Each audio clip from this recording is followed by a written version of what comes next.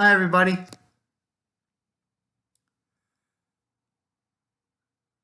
One of the great perks of living in this city in the Southwest, where my wife and I are, is that there's a particular station who every Sunday plays reruns of Casey Kasem's Top 40 Countdown from the 1970s. And every Saturday, they do the same with his shows from the 1980s. And it reminds me of the days when I was a kid at home watching TV and listening to all the good music and the not so good music that came out when I was very young. And I remember watching which I believe was the top 40 songs of 1981 on Solid Gold.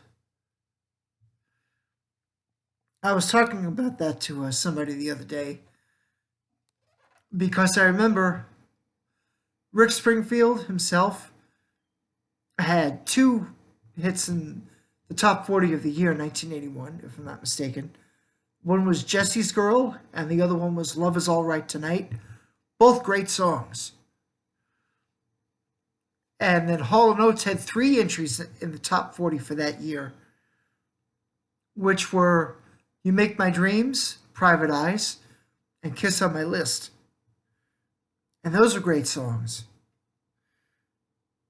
And I said that what I didn't care for was that Celebration by Kool and the Gang came in at number 40. I was glad to see Kool and the Gang and hear them in the top 40 songs of 1981. But let's face it, that was the best song of the year to me. You still hear that song in weddings and bar mitzvahs and graduation ceremony receptions. I mean, Celebration is such a fun song.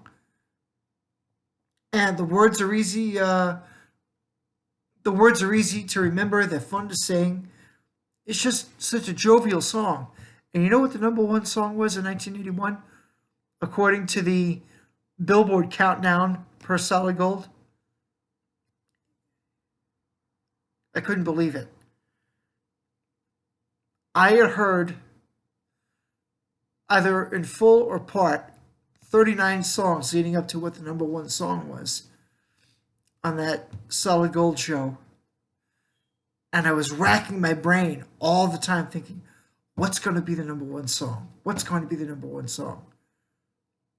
It turned out to be Betty Davis Eyes by Kim Carnes. I've heard that Kim and her husband are nice people. They have been out of the spotlight for some time, but they had gone into doing soundtrack work for TV shows and movies and the like. But that song, oh my God, one of the worst songs I've ever heard. It's not as bad as Burning Down the House by the Talking Heads, but it's pretty bad. I mean, you have Kim Carnes' voice, which, let's face it, she was no Laura Branigan. You may remember Laura Branigan had a hit with Gloria and Self-Control and How Am I Supposed to Live Without You. Laura Branigan had a voice. She was fun to look at, too. But Kim Carnes was nowhere near a Laura Branigan. And the melody of the song just turned me off. Everything about that song turned me off.